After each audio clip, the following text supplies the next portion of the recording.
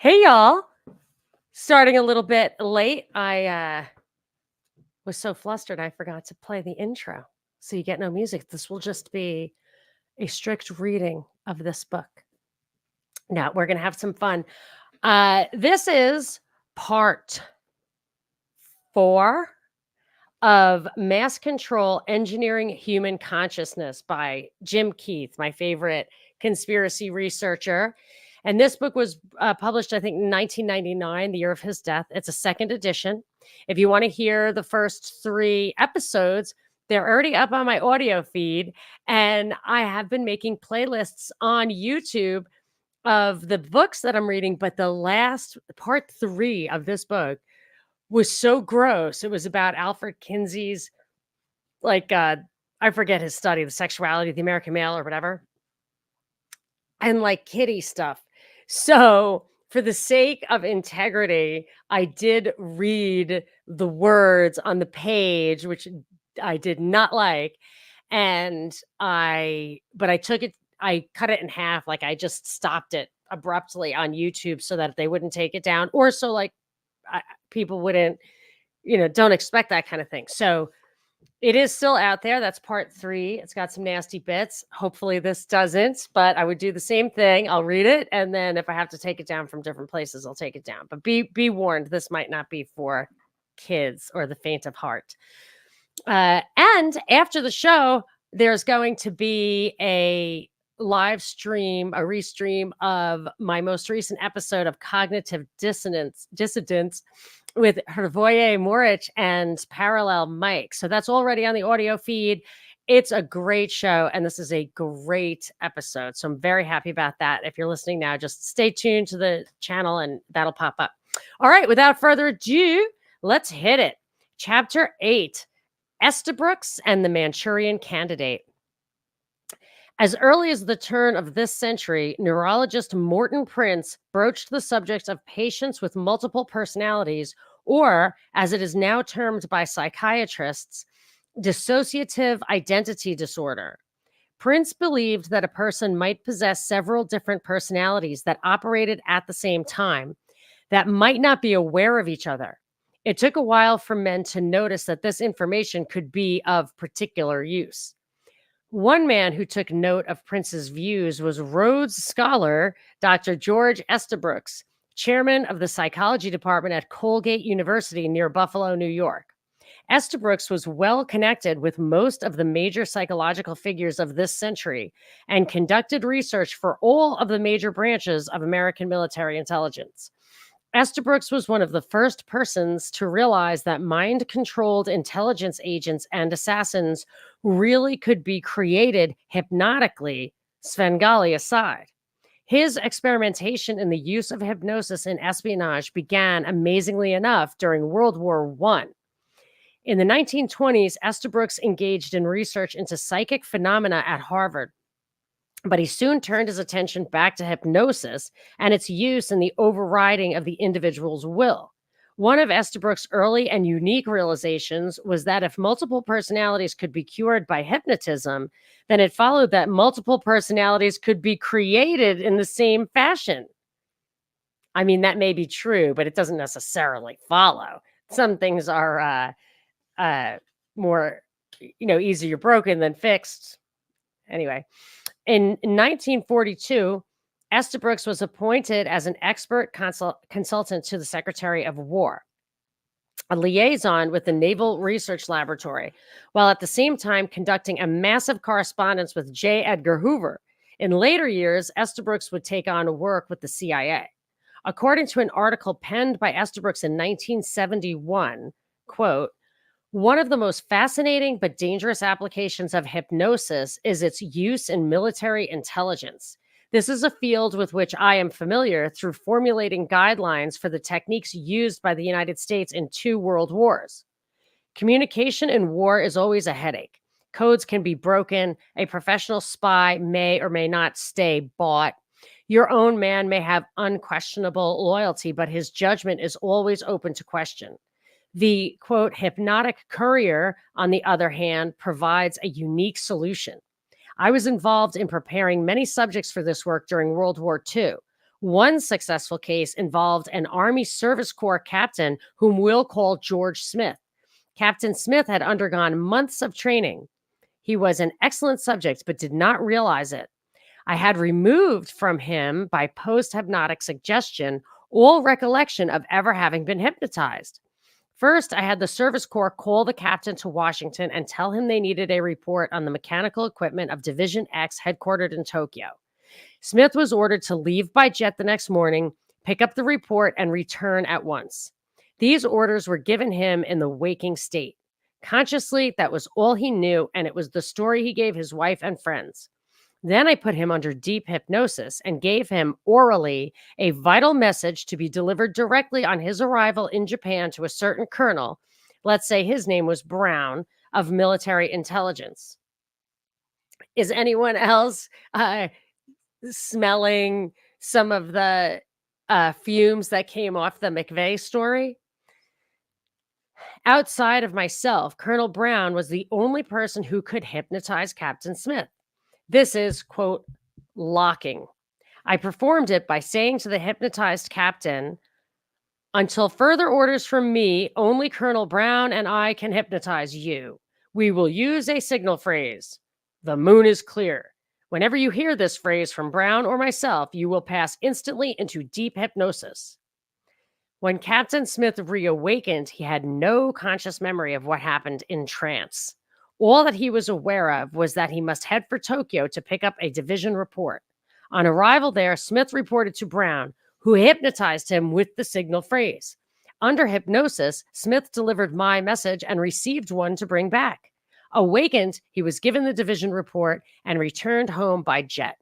There, I hypnotized him once more with the signal phrase, and he spieled off Brown's answer that had been dutifully tucked away in his unconscious mind. The system is virtually foolproof. Estabrooks also wrote about the creation of multiple identities for military use. During World War II, I worked this technique with a vulnerable Marine lieutenant I'll call Jones. Under the watchful eye of Marine intelligence, I split his personality into Jones A and Jones B. Jones A, once a normal working Marine, became entirely different. He talked communist doctrine and meant it. He was welcomed enthusiastically by communist cells, was deliberately given a dishonorable discharge by the Corps, which was in on the plot, and became a card-carrying party member. Okay, I have to say an aside here. So now, even if you were to elect a true outsider to the role of president, say, you wouldn't even have to kill him or blackmail him or threaten him. All you'd have to do is hypnotize them, which would be very easy because they don't really even know what they're in for when you start messing around. You know, you could just say we're doing a memory improvement exercise or something. That's very interesting. The Joker was Jones B, the second personality, formerly apparent in the conscious Marine. Under hypnosis, this Jones had been carefully coached by suggestion. Jones B was the deeper personality, knew all the thoughts of Jones A, was a loyal American, and was imprinted to say nothing during conscious phases. All I had to do was hypnotize the whole man, get in touch with Jones B, the loyal American, and I had a pipeline straight into the communist camp. This is kind of confusing. This guy, Estabrooks, split this guy's personality into a normal guy and a commie. The commie became a card-carrying member, okay, and then the normal guy just went along for the ride and reported back. Oh my gosh, so he was spying on himself. Ugh. It's like a little Quato or something in there. Estabrooks went on at length about the creation of mind-controlled assassins in his 1943 book, Hypnotism. In 1945, Estabrooks, with Richard Lockridge, also penned a fictional potboiler titled Death in the Mind. In that book, Nazis captured Allied officers and hypnotically turned them into double agents. There are plenty of works of fiction that are there for whatever reason, I don't know. But there was that one that was written by the brother of the OKC of the Oklahoma governor, right the year before OKC, like the last jihadists or American jihadists. I think it was the last jihadist, something like that. It was the story in advance of what happened at OKC, except for it was supposed to be an Islamic terrorist instead, which I guess they swapped out at the last minute. But they put this stuff in fiction. There's a few things, like, didn't Boris Johnson's father write something that was weird? And Disraeli, I think, wrote Coningsby, which uh, one of the characters was like the original Rothschild, if I'm not mistaken. Like, they put stuff in these fiction works that have value or have like information. Although the general opinion among psychologists at the time of Estabrook's experimentation was that a person's will could not be overridden through the use of hypnosis, Estabrooks thought differently. In fact, Estabrooks wrote, I believe the hypnotist's power to be unlimited, or rather to be limited only by his intelligence and his scruples. In an interview with the Providence, Rhode Island Evening Bulletin, Estabrooks talked about the creation of hypnotically controlled spies by splitting personalities. Estabrooks said that the capability is not science fiction. This has and is being done. I have done it. As he indicates, Estabrooks was not the only one doing it at the time. Morse Allen wrote that in his early days of CIA research, he attempted to take an existing ego state, this is a quote, such as an imaginary childhood playmate, and build it into a separate personality unknown to the first. Allen would then work with this new personality and command it to carry out specific deeds about which the main personality would know nothing. There would be inevitable leakage between the two personalities, particularly in dreams. But if the hypnotist were clever enough, he could build in cover stories and safety valves, which would prevent the subject from acting inconsistently. So that sounds like the opposite. That sounds more manageable. You put a fake one in there and the normal one controls it. The other example is the fake one took over and the normal one was just witnessing it. In March of 1951, 28-year-old Pale Hardrup walked into a bank in Copenhagen and shot two bank employees to death. When he was apprehended, Hardrup confessed that he had done the murders, but said that he had been hypnotized by an accomplice, Bjorn Schau Nielsen, to commit the crimes. Hardrup was found guilty of manslaughter and institutionalized, and his programmer, Sharon Nielsen, was also found guilty of manslaughter, but given a life term in prison. An account of the creation of mind-controlled assassins was provided by Colonel William Bishop, who in 1983 made the following statement to researcher Gary Shaw. That was how, after the Korean War, I got involved with the CIA. I have been subjected to every known type of drug. The medical doctors connected with the agency found that certain drugs worked quite well in conjunction with hypnosis, hypnotic power of suggestion, with some subjects. It did with me. I speak with absolute certainty and knowledge and experience that this is not only possible, but did and is taking place today. He wrote that in 1983. I never understood why they selected me personally. There were any number of psychological or emotional factors involved in people's selection. Antisocial behavior patterns, paranoid or the rudiments of paranoia, and so on. But when they are successful with this programming, or for lack of a better term, indoctrination, they could take John Doe and get this man to kill George and Jane Smith. He will be given all the pertinent information as to their location, daily habits, etc. Then there is a mental block put on this mission in his mind. He remembers nothing about it. Perhaps a month or a year later, rarely over a year, at least back in those days, the phone rings. A code word will be read to him in a voice that John Doe recognizes. That will trigger the action. John Doe will commit the assassination, return home, and remember absolutely nothing of it. It is a totally blank space. Wow, and that would be a way to get somebody put in prison who he would absolutely think that it was he was falsely accused or make you go crazy. Now, there is a problem with this, and they never found a way that I know to overcome it. From time to time, it happens to me now, I will see faces, names, places, gunfire for which there is no rational explanation. I went back for deprogramming. In these sessions, they explain that this does happen from time to time. Not to worry about it, just clear your mind and forget it. I know men who gradually lost their sight or some of their hearing or the use of their vocal cords. Some had chronic constipation for entirely psychological reasons, not physical, because inadvertently these mental blocks developed. I myself became totally impotent. For obvious reasons, I don't care to go into this in any greater detail. Within days after authorizing the release of the above information, Colonel Bishop died of heart failure, a not uncommon fate for those who expose the agency's dirty laundry. I read a book called The Iceman. It was a hitman wrote the book, and I don't know if it was 100% true or what, or 0% true. I don't know. He's in jail, or he was when he wrote the book. But he said you could assassinate someone by running up to them on the street, spraying just a spray of mist, like you missed a plant, just a spray of mist, and it would have some, not necessarily digitalis, whatever, but something very powerful thing that would give people a heart attack, untraceable. They just collapse on the street of a heart attack, which I've heard a couple of prominent people doing. And I always wondered. So,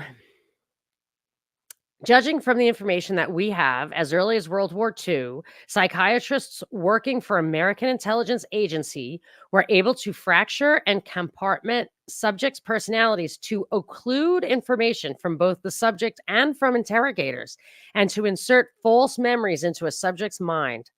Thanks to George Estabrooks at the mid-century mark, the creation of technology of the Manchurian Candidate was complete. As many have suspected, there is evidence suggesting that George Estabrooks' Manchurian Candidate may have been employed in the field. Perhaps the most significant instance of this may have been in the assassination of President John F. Kennedy on November 22nd, 1963. Lee Harvey Oswald, whom evidence suggests was anything but a lone gunman, seems to have instead been a dupe of forces that probably included the CIA, the mafia, and others, and may have been programmed to kill JFK. In a letter to the author, Kerry Thornley, Oswald's best friend at the Atsugi, Japan Naval Air Base, wrote,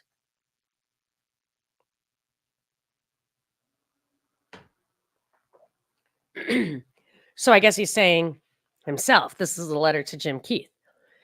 In the late 1970s, I was contacted by David Bucknell, who said he was in Marine Air Control Squadron 9 with Oswald and me. When he mentioned that his nickname was Bucky Beaver, I recalled Bucknell, a large man with buck teeth who wore his utility cap all the way down on his head, giving it a dome shape instead of the common stretched flat top shape. Bucknell asked me if I remembered an attempt to recruit us, Bucknell, Oswald, me, to military intelligence. I did not. Then he asked if I remembered approaching he and Oswald one day and being told by Oswald that, quote, this is a private conversation. That I recalled clearly. Bucknell said it happened as we were on our way to the recruitment lecture. Indeed, I remembered the incident occurred as all three of us were walking in the same direction toward Main Side on the base and away from the radar outpost. The names Oswald, Bucknell, and Thornley had been called over the PA system, and that we were told to report to the squadron office. In the squadron office, we were ordered to report to base security over at Main Side of LTA, the satellite of El Toro Marine Base where we were stationed. Bucknell said he and Oswald were running a loan sharking operation, and their private conversation concerned whether or not they were now being called in for questioning about that. Oswald doubted it, because I had been called up at the same time and knew nothing about the operation. Bucknell says when we arrived at base security, we were seated in a small auditorium or lecture room with a number of men from other outfits. Up in front, according to Bucknell, was a Marine captain and a Hispanic man in civilian clothes with a flat top haircut. Bucknell was surprised to see that the captain was acting as an errand boy for the civilian, whom the captain finally introduced as Mr. B. Mr. B said, "We have reason to believe that Castro's new revolutionary government has been infiltrated by Soviet agents." This would have been in late May or early June of 1959, just after the New Year's Day revolution, before Castro, quote, went communist. I recalled someone making that statement in a lecture I attended, but did not remember the context. "We had all been called together," said Mr. B, "because we were reputed to be admirers of Fidel Castro. As I understand it and dimly recall it, the pitch was that Castro needed our help in getting rid of these agents. We were being asked to volunteer for a counter-espionage program. I'm sure I would have volunteered. To the best of my recollection, I was ostensibly turned down because I was already slated for a tour of duty in the Far East, to begin in June, and the training program was in the US, but not before I signed some papers authorizing using me for intelligence purposes." And of course, why would they include him in that tiny group if he was ineligible? Bucknell made detailed notes of this extraordinary event the day after it occurred. And when we met in San Francisco in the late 70s, he read me those notes. Volunteers were interviewed on a one-on-one basis after the recruitment lecture. Bucknell said he had a maternal grandfather named E.H. Hunt, who he listed on the recruitment form as a reference. Mr. B looked startled and said, "Who is this E.H. Hunt?" Bucknell explained. Mr. B said, "Oh," and laughed. E. Howard Hunt was second in command under Nixon on the Bay of Pigs operation. Bucknell was never contacted again in relation to this program. Neither was I. Bucknell says that the Marine Air Control Squadron's covert security was handled by Army intelligence, and we now both suspect that Oswald may already have been an Army intelligence agent pretending to be a Marxist at the time of Mr. B's recruitment attempt, which may have enhanced his qualifications for Mr. B's program. At about the time all this happened, I began having vivid audio hallucinations, usually just before falling asleep. Thornley believes that while he was in the Marines, he personally was the subject of mind control experimentation, and that he was implanted at the base of his neck with a mind control device through which transmissions were directed. Kerry may have simply been paranoid, or he may have been onto something. Others in the know have suggested that Lee Harvey Oswald may have been mind controlled. Army and CIA counterintelligence agent Herman Kimsey came forward in 1975 to tell what he knew about Oswald. According to Kimsey, in an interview with journalist Hugh MacDonald, Oswald was programmed to kill, like a medium at a seance. Then the mechanism went on the blink, and Oswald became a dangerous toy without direction. I never, ever believed the just went rogue story, ever. Surely it was a coincidence that Kimsey died of heart failure 3 weeks after this interview. As documented in the Warren Report, Oswald is alleged to have lived at Cuban psychiatrist Francisco Silva's home prior to the assassination, and to have gotten a job at the hospital where Silva was employed. It is of note that Silva had collaborated in his scientific writings with brain implant scientist Robert Heath. Among the darkling creatures who populated the world of Lee Harvey Oswald was David Ferrie, believed by New Orleans District Attorney Jim Garrison to have been a key participant in the assassination conspiracy. Ferrie had been a senior pilot with Eastern Airlines until he was fired for homosexual behavior on the job. Ferrie was in the thick of anti-Castro activity and associated with mafia boss Carlos Marcello, as well as members of the CIA. According to Victor Marchetti, former executive assistant to the deputy director of the CIA, he was told by a CIA agent that Ferrie had been a contract agent for the CIA in the early 60s. Ferrie allegedly became bitter with John F. Kennedy after the failure of the Bay of Pigs invasion of Cuba, and a number of witnesses recall hearing Ferrie talking about assassinating the president. Ferrie's earliest contact with Oswald was probably in 1954 in the Louisiana Civil Air Patrol, supposedly the same year that Oswald became wildly interested in communism. On the day of the assassination, Marcello's attorney visited Ferrie to tell him that Oswald's wallet contained Ferrie's library card. The connections became more strange. Ferrie was a hypnotist who allegedly used his skills in his quest for homosexual conquests.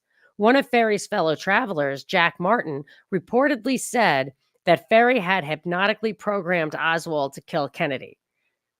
He reportedly said that I mean, that's too remote, too much hearsay there for me. Ferry is also alleged to have been into black magic and was the high priest of the Apostolic Old Catholic Church of North America. He was a defrocked priest. Yeah. Members of which were investigated by Garrison for involvement in the Kennedy hit. The Apostolic Church may have been, this is entirely speculative, this is Jim Keith saying, a chapter of the Ordo Templi Orientis connected Gnostic Catholic Church. Certainly, it was not what would be described as your average Catholic parish. I would say it's an inversion. Thank you. According to researcher Lauren Coleman, the church conducted services involving animal sacrifice and blood guzzling. I mean, that is satanic. During Lee Harvey Oswald's last weeks in New Orleans, he attended many ritualistic parties in private homes and apartments with David Ferry. This is a curious conjunction that is seen again and again in the research: black magic, military intelligence, and mind control. Ferry was found dead in his apartment on February 22nd, 1967, while in the midst of testifying about the Kennedy assassination. There were 2 apparent suicide notes, but the New Orleans coroner stated that the cause of death was natural, a cerebral hemorrhage. 1969 saw the publication of Were We Controlled?, a book written by journalist Arthur Ford under the pseudonym Lincoln Lawrence. Ford claimed to be in contact with an intelligence agency insider who gave him the details of a CIA technology dubbed RHICEDOM, Rick Edom. That is radio hypnotic intracerebral control and electronic dissolution of memory. That was used to program Oswald. According to Lincoln Lawrence, Oswald's murderer may have also been mind controlled. The evaluation of Jack Ruby's mindset by a number of doctors is suggestive. According to Dr. Walter Bromberg, a psychiatrist and clinical director at the Pinewood Psychiatric Hospital at Katona, New York, Ruby was preset to be a fighter, to attack. Bromberg also said, definitely there is a block to his thinking, which is no part of his original mental endowment. Dr. Roy Schaefer, staff psychologist and associate clinical professor of psychiatry and psychology at Yale University, said of Ruby that he appears to feel not altogether in control of his body actions, as if they occur independently of his conscious will at times. Dr. Manfred S. Guttmacher, chief medical officer of the Supreme Court of Baltimore, suggested that Ruby's brain had been damaged by undisclosed means. Perhaps the most convincing evidence that exists of the use of a Manchurian candidate was in the assassination of John F. Kennedy's brother, Robert F. Kennedy, who was at the time of his death a strong contender in the American presidential race. Although the Kennedy case is labyrinthine in its complexity and probably included a police intelligence agency cover-up after the fact that makes getting at the truth difficult, I will touch on a few salient points. Pointing to the possibility that Sirhan may have been a mind-controlled assassin, the man received a head injury while working as an exercise jockey in 1966, perhaps making him more easily hypnotizable. We do know that he received attention from a number of doctors at this time. Terry Welch, a friend from the racetrack where he worked, stated that Sirhan's personality completely changed at this time. If an operation was conducted on his head at that time, a brain implant might have been inserted without attracting attention. Sirhan disappeared for 3 months during 1967, not informing his family of his whereabouts, which would have provided an excellent opportunity for mind control programming to take place. It was noted that after his return to Los Angeles, Sirhan had acquired an interest in occultism that he had never had in the past. A search of Sirhan's room by the police in the days after the shooting turned up literature from the Amorc Rosicrucian mail order metaphysicians, and it is alleged that Sirhan had become acquainted with a member of the Process, a Scientology offshoot group that Charles Manson had also had a brush or two with. According to researcher John Judge, Sirhan had attended parties at the Roman Polanski mansion, as had Manson, and Robert F. Kennedy dined at the Polanski home the day before his murder. I've heard that mentioned before, maybe just by Jim Keith. Has anybody else heard that Robert F. Kennedy ever dined at the Polanski home? And Sirhan, was he not a Palestinian? Like, what a weird what would I mean, not that that would preclude him from participating, but I never saw any foreigners in that set at the time. Thank you, Kat. Yeah, we're not hearing it. Odd Man Out says, allegedly he was receiving hypnosis from Manly P. Hall. All right, well, let's Robert F. Kennedy was receiving hypnosis? Is that what you're saying, Odd Man? Okay. Give him a second. A number of persons who saw Sirhan after the murder of Kennedy commented on his hypnotic. No, Oddman is saying that Sirhan got the hypnosis from Manly P. Hall. Yeah, I believe that. A number of persons who saw Sirhan after the murder of Kennedy commented on his hypnotic seeming demeanor. That I have heard. When he was questioned by the public defender who was assigned to him after the crime, Sirhan said, I don't remember much about the shooting, sir. Did I do it? Well, yes, I am told I did do it. I remember being at the Ambassador. I'm drinking Tom Collins's. I got dizzy. I went back to my car so I could go home, but I was too drunk to drive.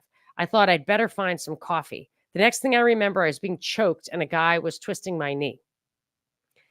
The WHO, in Sirhan's hypnosis, may have been Bill Bryan, the president of the American Institute of Hypnosis, who bragged that he had worked for the CIA and said in 1968 that Sirhan had been his client. Bryan is also known to have hypnotized Albert DeSalvo, the Boston Strangler, and references to DeSalvo are in Sirhan's notebook. On June 2nd, 1968, have you ever seen that notebook? I don't know if he talks about it. It's just like write something over and over and over again, like kill or something. I can't remember, but it's really weird. On June 2nd, 1968, Sirhan was seen at the Kennedy campaign headquarters in Los Angeles. When he was asked whether he needed some assistance, he pointed to a new volunteer who was standing nearby. The worker was Khyber Khan, who had joined the campaign the day before. Khan, unbeknownst to the Kennedy staff, was a high-level CIA operative who had participated in a number of major CIA actions over the years, including working as an agent in the toppling of the Iranian government in 1953. That was quite a bloody coup. And by the way, that government was secular.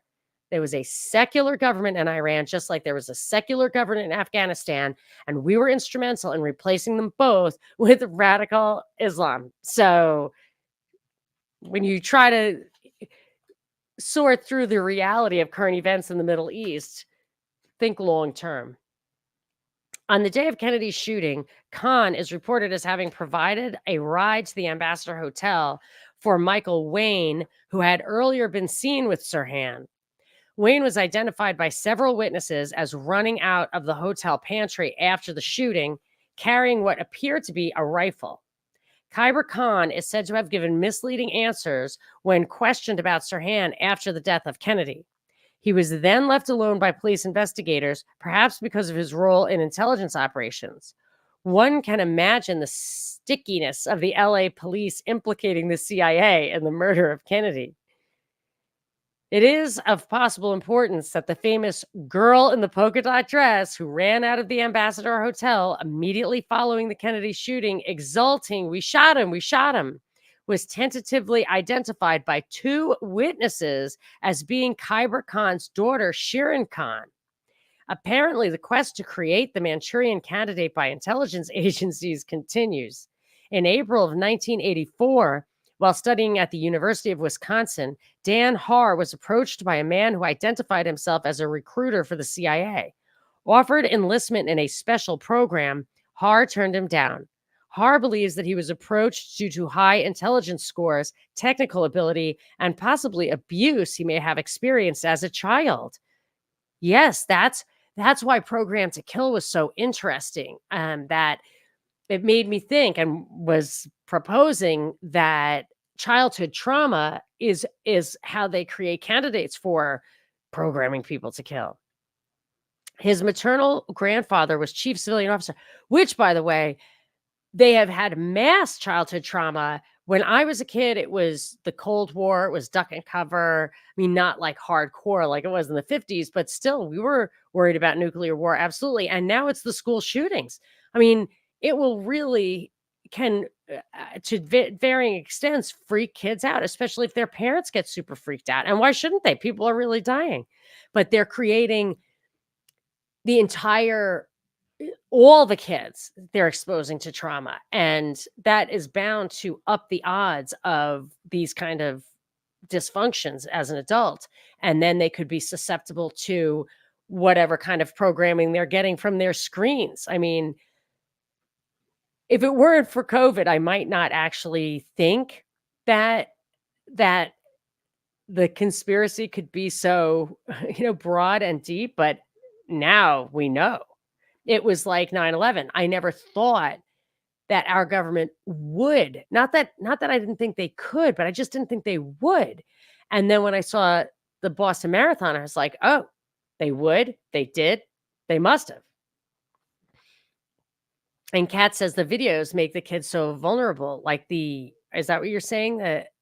Oh, I see. She's saying the whole COVID thing. Yeah, absolutely. Yeah, that was super traumatic for kids. Super traumatic. His maternal grandfather was chief civilian officer at the Badger Army Ammunition Ordnance Plant at Baraboo, Wisconsin, and may have worked for the CIA, according to his grandmother. According to Har, Baraboo was one location where Project Paperclip operations were conducted. So, Paperclip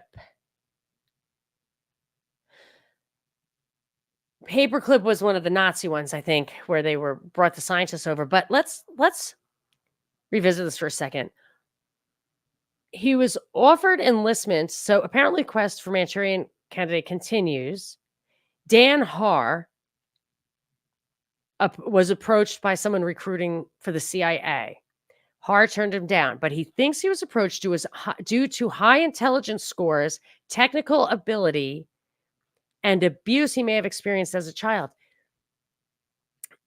I was just talking to Courtney Turner, and she's discussed this openly many times, that as a kid, they tried to recruit her with the CIA because she had this weird memory. She's obviously hyper intelligent. And although I'm confident she was not abused as a child, because I did like a 3-hour story conversation with her about her, she did. She was born with a syndrome, body of symptoms, and her parents sued for unlawful birth because she should have been so screwed up that they should have been given warning while she was still in utero, and she had all sorts of challenges to overcome, which she did. But the CIA might view that as trauma, and they may look at an unlawful birth suit and say, maybe these parents aren't treating her well. She said, absolutely, that's not true. And I believe her completely. But I've thought of that too. That's what I think about JD Vance. I think they gave him tests. And a lot of people, I think they did that to James Comey. These are created persons. His maternal grandfather was chief civilian officer, Badger Army Ammunition Ordnance, and may have worked for the CIA. Yes, so they somehow have to get tipped off that these people are there. With JD Vance just joined the service, they give everybody those tests. James Comey swore on a Bible that he saw somebody do something who he didn't do, the Ramsey rapist, and they must have been like, wow, that kid's good. And like I said, with Courtney, she was in the books as having an unusual lawsuit. So interesting. In late 1985, Har needed money. He telephoned the CIA man, was recruited into the agency, and during 1986 spent approximately half of his weekends at a farm near Fairfax, Virginia. Although the location was a working farm, it also had underground rooms for what Har terms NOC, non-official cover, training in Pegasus and Orion projects. Har says Pegasus was the operation of programmed responders, and Orion, the operatives, the hunters.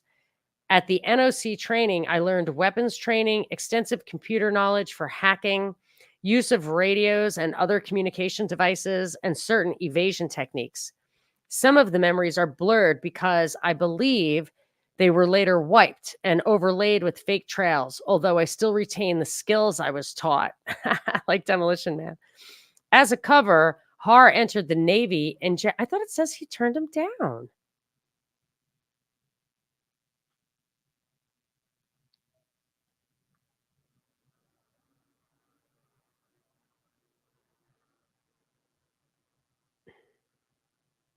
Oh, okay, sorry, I missed that.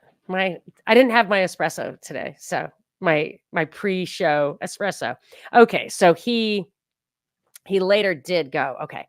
As a cover, he entered the Navy in January 87 and went through electronics training. He was transferred to Mare Island near Vallejo, California, which he believes is a special projects submarine base with a strong CIA and NSA presence on site.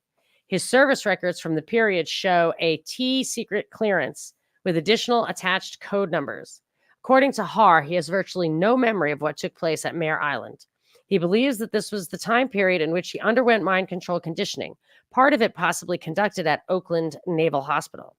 One operation Har says he was involved with was Bedrock Stalemate, a former military man who had been involved in 1968 in a program of assassination of Laotian political leaders. He believes the project was called Black Stripe, decided to become a whistleblower. Har and two other programmed responders were activated to plug the leaks. After a knee injury, Har recalls additional programming taking place at Oakland Naval Hospital. I remember being strapped to the chair. My right hand was splayed out and had rubber cups on the ends of my fingers with wires running out of them. There was an IV needle in my hand. I remember hearing 4 drug names: scopolamine, sodium pentothal, Nebutol, and Xanax. People be getting Xanax all day long. The strobes and speakers would flash and sound in sync, about 1 per second, unless something was said to me or shown to me, which caused them to flash very fast. I think I had a metal band around my left leg, and I remember sometimes feeling shocks with the strobe lights. They would ask me questions and give directions. They, I think, was a Dr. O'Connor. I remember some of the things I saw on the movie screen. There were many different pictures: dogs having sex, my parents with their heads cut off, a movie of a human sacrifice and some cannibalism, mixed with pictures of flowers, porno, cars, animals, and such, over and over again, good and bad, good and bad. In the previous chapter, he talked about the weird sex stuff being in a room with lots of screens. The power of the screens. The power of the screens. Kat saying, I know someone who was approached by the CIA, also hyper intelligent, and his personality, they thought, fit a particular profile, which offended him a little. Okay. I also remember something that felt like a coffin. It was all dark and filled with warm water. After a while, I felt like a head just floating without a body. Sounds like Altered States, right? There were also strobe lights and speakers in there as well. I remember feeling high all the time. I also spent time in a small room where there was only a hole in the floor. The lights would go on and off, and days would pass in hours and hours in days. There was no sense of time. Har was honorably discharged after 23 months of a scheduled 6-year enrollment. He returned to his hometown in Wisconsin, but was, according to his friends and family, somehow different than he had been prior to his hitch in the military. He had taken on right-wing Christian fanatic militia posse comitatus views. This so sounds like McVeigh. His belief is that these beliefs were installed to provide cover so that he could spy on right-wing groups. Weird. In April of 1995, Har suddenly woke up in an unfamiliar restaurant in Madison, Wisconsin. A woman whom he did not know was sitting across from him. She said, "Good, you're back," stood up and walked away. Later, he found a needle mark on one arm and a puncture in his right hip. To this day, Har labors to remember all of the details of what happened to him after his recruitment by the CIA. A similar mind control project is detailed by a former member of Navy intelligence and the CIA who was the head of a SEAL team. In a working outline of a U.S. intelligence mind control program, he talks of Project Open Eyes, in which a clear eyes refers to a mind-controlled subject. This segment is dedicated to Operation Open Eyes. This is a passage from that essay or that working paper. A preset group of our people canvassed the country hospitals and immigration centers in order to find viable candidates for above-named operation. We locate the target individuals who have no close family or real good friends. They are then put under heavy stage 1 hypnosis, where a clear and definitive pattern of their usefulness is determined by our shrinks and field officers. If the candidate possesses a relatively high IQ, he will be filed in a category file called call file. If the tested applicant has more than 120 IQ, he will be serviced by a trigger word or number while under level 1 hypnosis. We then systematically do a background search and create a file for future reference. If there are no relatives to speak of, the subject will be moved to a location of our choice where further tests for vulnerability are conducted. He is then brought to level 2 hypnosis, where diverse small orders and specific instructions are written into his personality.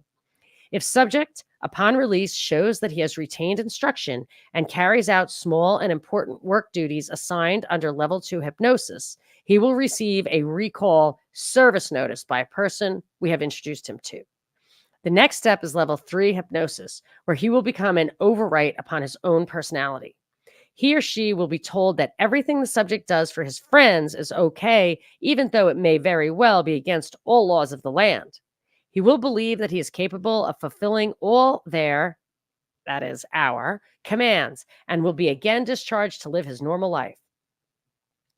All operatives have to go to or through these 3 levels before any of us are fielded. The higher the IQ of a given subject, the further the programming goes.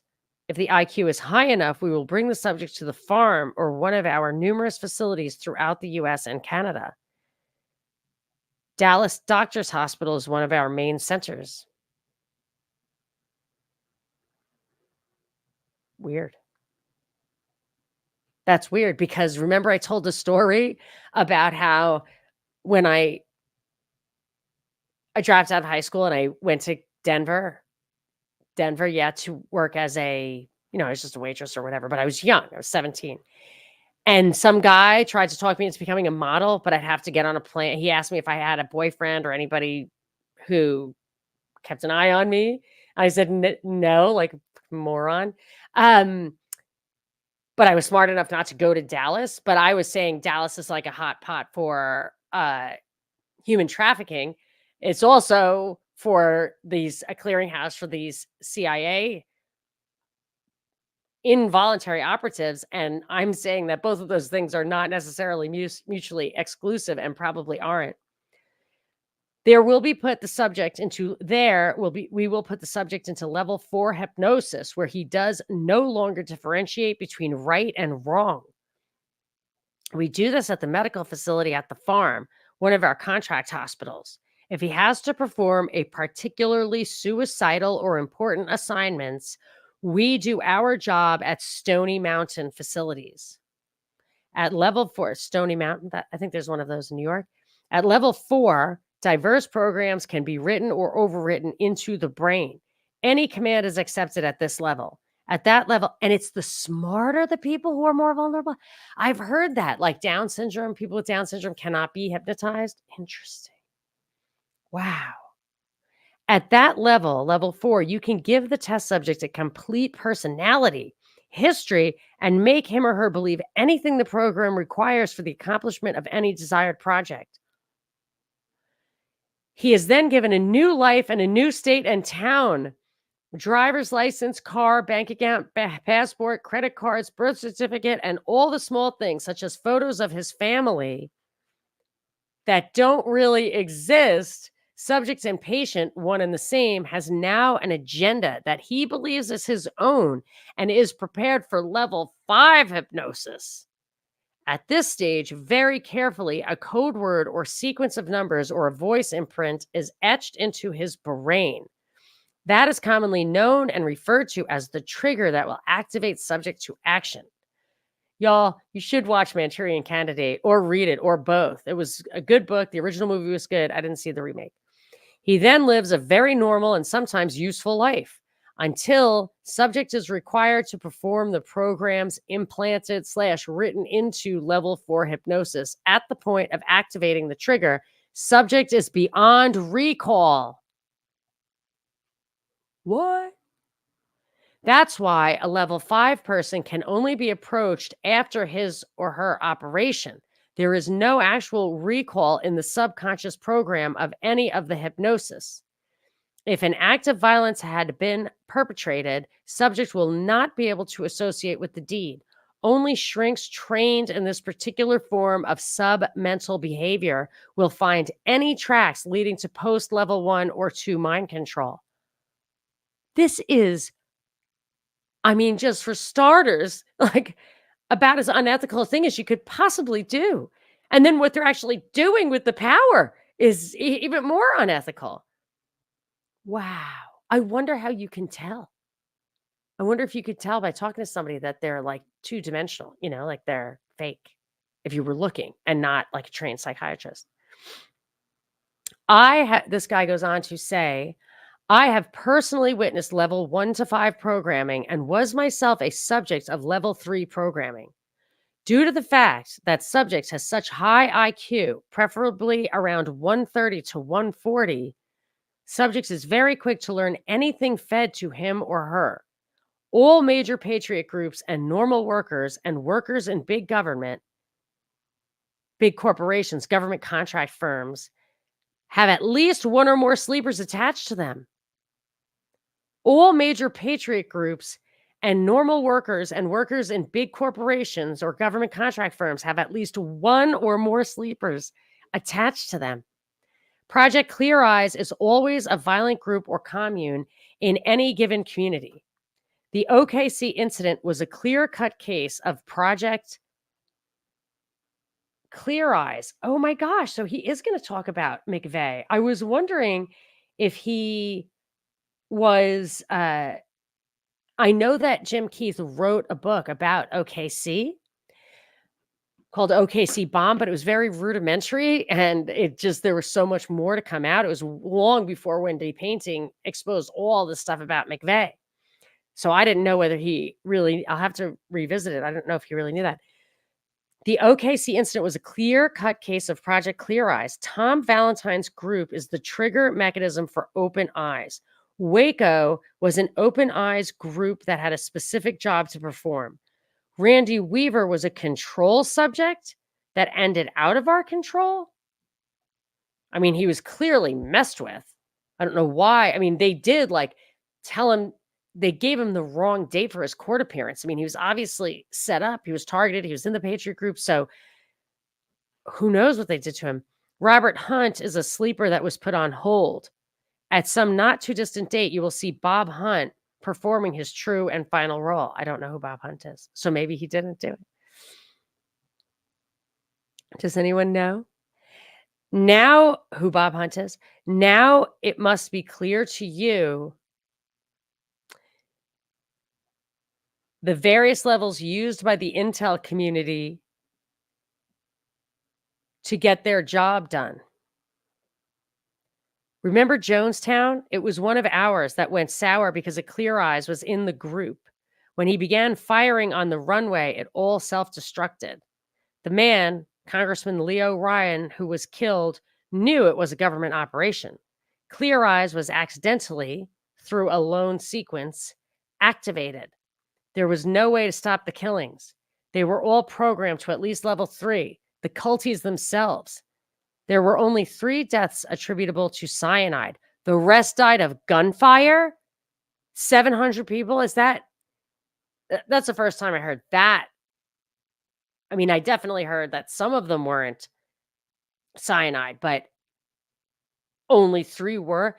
Now you know a little more about our line of work. I'm glad I'm out of it. Wow.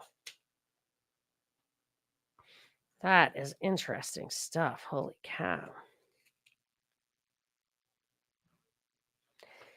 Interesting. Wow. He cites one of the footnotes as Maury Terry, the ultimate evil. There's another one that he says he had Jim Keith had an unpublished manuscript of Dr. Alan Greenfield's The Secret History of Modern Witchcraft.